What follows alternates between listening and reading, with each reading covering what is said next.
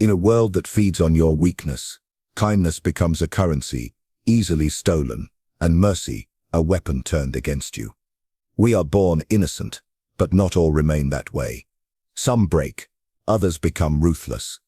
The difference lies in one decision, yours. Why do some people keep getting betrayed, used and forgotten while others rise untouched, untamed, and powerful? Today we uncover the brutal truth that Machiavelli himself understood. Survival is not for the kind, it is for the clear-minded. Because in the game of life, emotion is the first thing that must die. Every man and woman reaches a moment when the soul trembles: betrayal, loss, rejection. These forces do not come to destroy you, they come to expose who you really are. The weak cry for justice. The strong learn that justice does not exist, only outcomes. That is when the illusion cracks and the breaking begins. Ruthlessness is not born from hatred, it is born from clarity. When you realize that emotions are tools, not masters, you begin to see the world as it truly is. You stop seeking fairness and start seeking leverage. You stop asking why me, and start asking what can I gain from this pain. Machiavelli once said, "It is better to be feared than loved, if you cannot be both." But the wise man adds, "Be respected first, then feared quietly." You either break or become ruthless. You either let pain devour you or you make pain your teacher. Ruthlessness is not cruelty, it is evolution. When you stop giving endless chances, when you detach from those who exploit your heart, that is not evil, that is strength refined into wisdom. Look around you, the world rewards results, not emotions. You can remain kind, but you must learn control. You can love, but never be blinded. You can forgive, but never forget. The Machiavellian truth is simple. Strength is not the absence of emotion, it is the mastery of it. You will face your breaking point, and when it comes, remember this: fire can either forge you or consume you. In the end, the choice is yours: break or become ruthless. In every human soul there exists a breaking point, that invisible threshold where patience ends, trust dissolves, and faith in humanity begins to rot. It is the point where dreams meet reality, and the idealistic version of life you once held begins to shatter. You see, weakness is not born in the moment of pain. It is cultivated long before, in comfort, in hope, in the quiet expectation that the world will play fair. But life, as Machiavelli would whisper from the shadows of Florence, is no stage for fairness. It is an arena, and every man enters armed with either reason or emotion.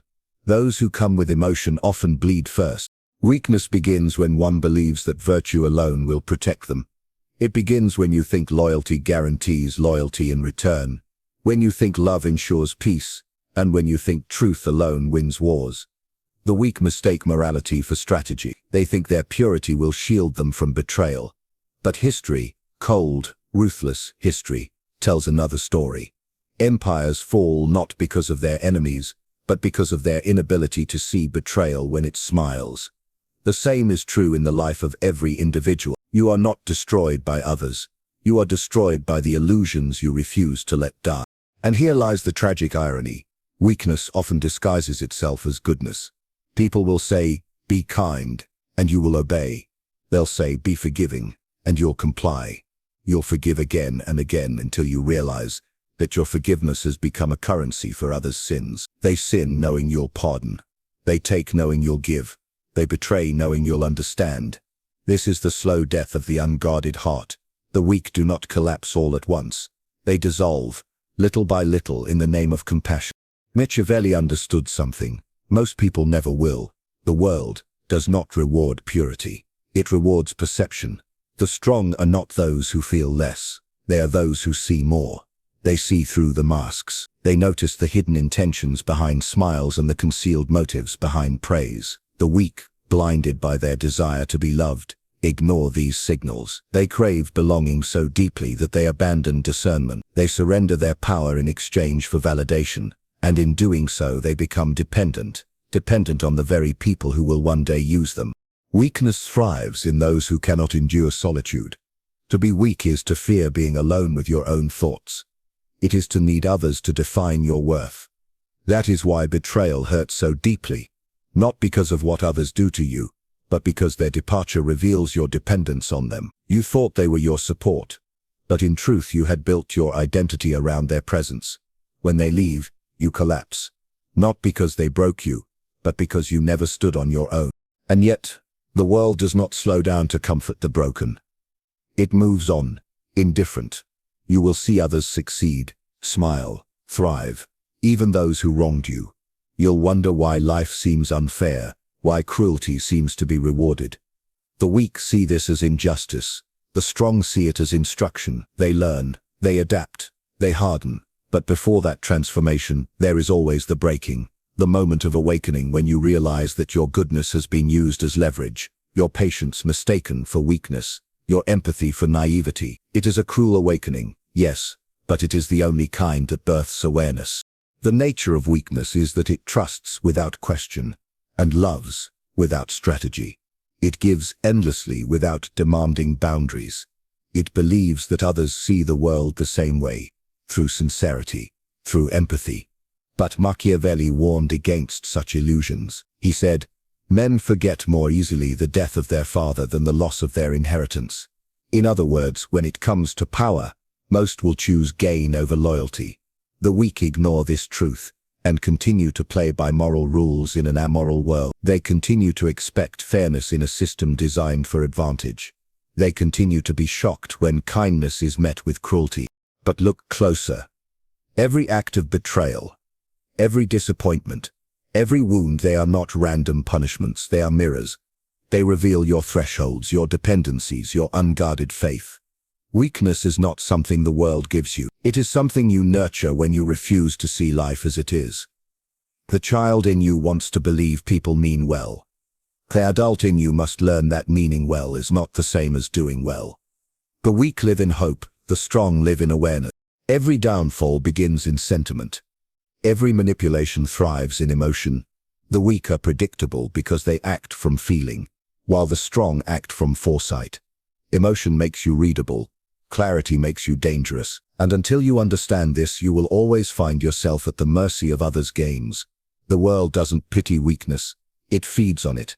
It studies your patterns, learns your triggers, and uses them against you. Those who master themselves master their fate. Those who don't serve the ones who do. Weakness, then, is not simply a lack of strength. It is blindness. It is choosing comfort over confrontation, illusion over truth, feeling over logic. It is the refusal to see the world as it is, because doing so would demand that you change. It is easier to stay soft, to stay forgiving, to keep believing in the goodness of others, even as that belief quietly destroys you. But no one escapes the moment when the mask of the world falls away. When it does, when you see how power truly moves, when you realize that loyalty is often performance and kindness is often currency, something inside you begins to shift. The illusion cracks, the softness fades. And what emerges from that silence is not cruelty, it is clarity. Ruthlessness is often misunderstood. People hear the word and imagine cruelty, arrogance, or malice. But that is a shallow interpretation, whispered by the weak, to justify their own fragility. True ruthlessness is not about destroying others. It is about never allowing others to destroy you. It is the art of self-preservation, in a world where everyone is hungry for advantage. Machiavelli understood this better than most. He wrote for princes, but his words were for anyone who desired power, influence, and survival. He knew that the man who hesitates, who lets pity guide his hand, eventually becomes the victim of his own virtue. To be ruthless is to understand the weight of emotion and the danger of mercy when used without reason. The world will tell you to be kind, to be understanding, to always turn the other cheek. But what they don't tell you is that while you are turning the other cheek, someone else is taking your place, your power, your peace. Ruthlessness is the counter to exploitation. It is the antidote to manipulation. It is the inner transformation from being a piece on the board to becoming the player who controls the game. You see, the necessity of ruthlessness begins where trust ends. Once you have been betrayed enough times, once you have seen how easily words can deceive and smiles can hide ambition, you stop listening to tone and start studying intention. Ruthlessness is born when you realize that the same people who preach morality will betray it the moment it stops serving their interests. That is the nature of humans, loyal only to their benefit. And the sooner you accept this, the sooner you begin to live strategically rather than sentimentally. To be ruthless is not to lack empathy, It is to regulate it. It is to know when to feel and when to act. The ruthless individual feels pain deeply, but does not drown in it. They understand betrayal, but instead of seeking vengeance, they calculate advantage. Emotion is energy, and the ruthless know how to redirect that energy into focus, precision, and control. They are calm when others panic, silent when others speak, and deliberate when others react. Their power lies in restraint, not rage. Machiavelli once wrote that a ruler must learn how not to be good. This did not mean to become evil, but to understand that goodness must be used selectively, as a tool, not a constant. Those who are always good are predictable. They are easily manipulated because they never say no. The ruthless, on the other hand, are unpredictable. They choose when to give, when to withhold, when to help, and when to walk away. That uncertainty becomes power because it forces others to think twice before crossing them. The necessity of ruthlessness appears in every aspect of life. In business, in relationships, in power. Those who cannot detach, lose. Those who cannot make hard decisions, remain bound by softer minds. The ruthless are not heartless. They are simply disciplined in their emotions. They know that pity can cloud judgment, that mercy offered at the wrong time can invite betrayal, and that too much forgiveness is an open invitation to repeat offense. To be ruthless is to master timing, to know when to act decisively, even if it offends. Most people are afraid of being ruthless because they fear disapproval. They fear being misunderstood, labeled, or abandoned. But the truth is, the fear of being disliked is the first chain you must break if you wish to rise. You cannot lead, build, or command respect if you need everyone to like you. The ruthless have learned to live without validation. Their worth is not determined by applause, it is determined by outcomes. They understand that silence and control are more powerful than sympathy and chaos. And yet the most important aspect of ruthlessness is internal. It begins with yourself. You must be ruthless with your own habits, your own fears, your own laziness. You must cut away distraction, sentimentality, and self-pity. You must learn to confront the version of you that makes excuses, that hesitates, that fears conflict. Because that is where most people lose, not to the world, but to themselves. The mind of the weak negotiates with comfort. The mind of the ruthless demands evolution. Ruthlessness is clarity in motion. It is the ability to see people as they are, not as you wish them to be. It is knowing that love, loyalty, and trust must be tested before they are believed. The ruthless don't chase, they attract. They don't beg, they assess. They don't argue, they decide. This is not arrogance, it is efficiency. Because time wasted on convincing others is time taken from your own purpose. Machiavelli taught that appearances are more powerful than intentions. The ruthless understand this. They project strength, even when uncertain. They maintain composure, even when doubted. In doing so, they influence perception, and perception shapes reality. To be ruthless is to understand the battlefield of human interaction. Every conversation is a negotiation. Every relationship has leverage. Every word, every silence, carries weight. The ruthless navigate this terrain, like chess masters, never revealing their true motives, never acting impulsively. They move with patience, because they know that power grows quietly, not loudly. And when the moment to strike comes, they do so with precision, not passion. People will call you cold when you stop reacting to emotional games. They will call you selfish when you stop sacrificing for those who never reciprocate. They will call you heartless when you finally enforce boundaries. Let them. The noise of accusation is the soundtrack of liberation. The moment you stop explaining yourself is the moment you begin to command respect.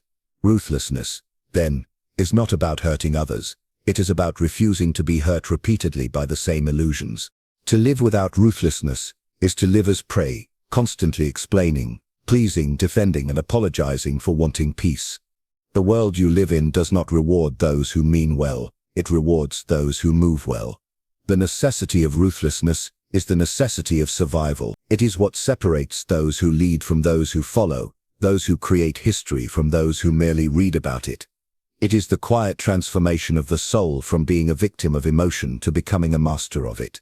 Transformation does not happen in comfort. It happens in collapse. It begins in the silence that follows betrayal, in the emptiness after loss, in that moment when you stare into yourself and realize that everything you trusted has crumbled. This is where the transformation begins, not in the learning of new things but in the unlearning of illusion. The transformation from broken to ruthless is not about becoming cruel, it's about becoming awake. It's when the fog of emotion lifts and you begin to see people, life, and power with a clarity that you once feared. It's when you stop asking why did they hurt and start asking why did I allow it.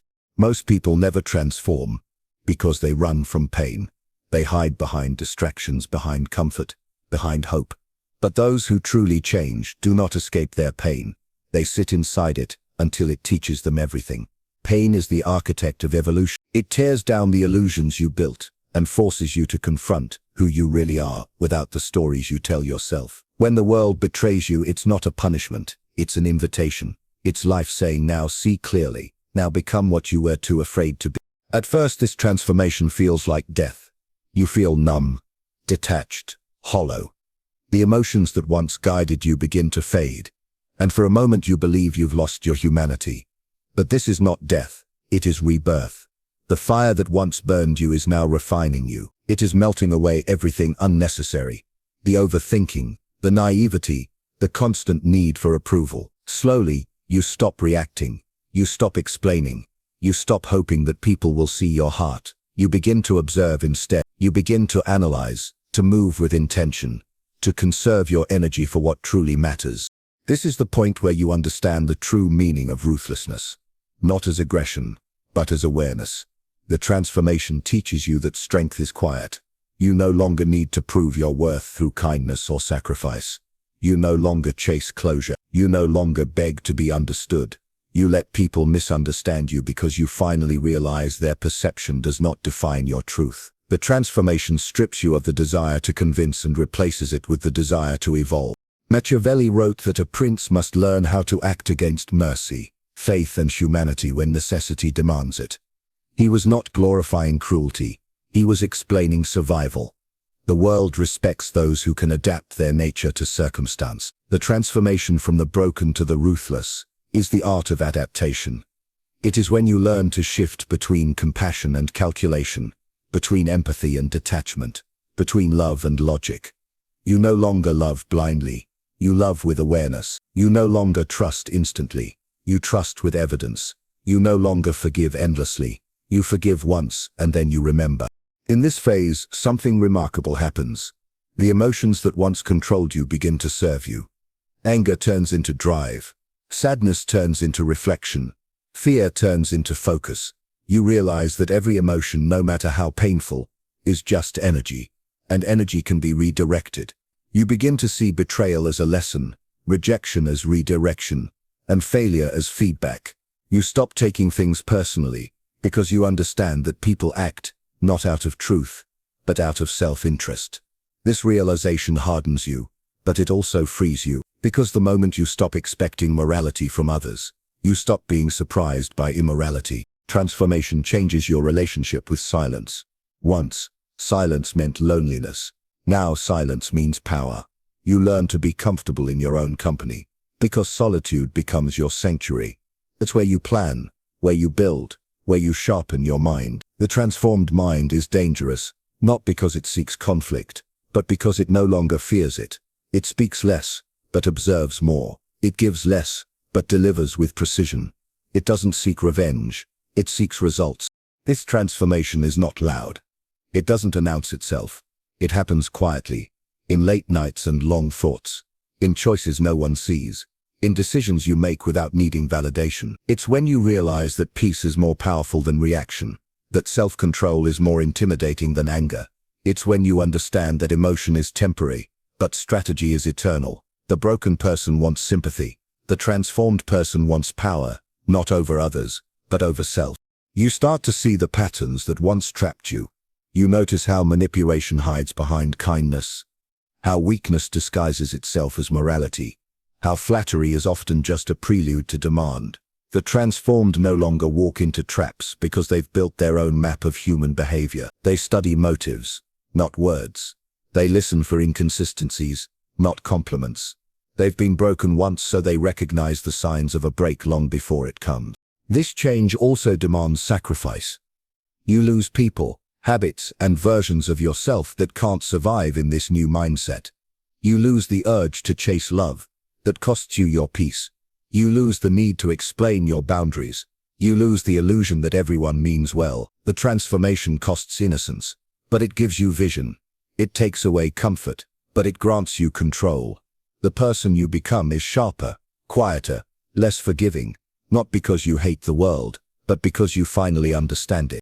In this new state, you begin to value time differently. You realize that giving attention is giving power. You choose your battles, your words, and your emotions with surgical precision. You start operating like a strategist, not a reactor, and that shift from emotion to execution, from impulse to intention, is where the ruthless mindset is truly born. It is not about vengeance or dominance. It is about mastering yourself so completely that nothing outside you can break you again. The transformation from broken to ruthless is not a single moment. It's a series of awakenings. It's the slow understanding that peace comes from boundaries, that power comes from discipline, and that respect comes from silence. It's the moment you stop being moved by pity and start being moved by purpose. It's when your heart still feels but your mind now leads. It's when your compassion gains intelligence and your intelligence gains edge. It's when you no longer need to prove your strength because your stillness already speaks it.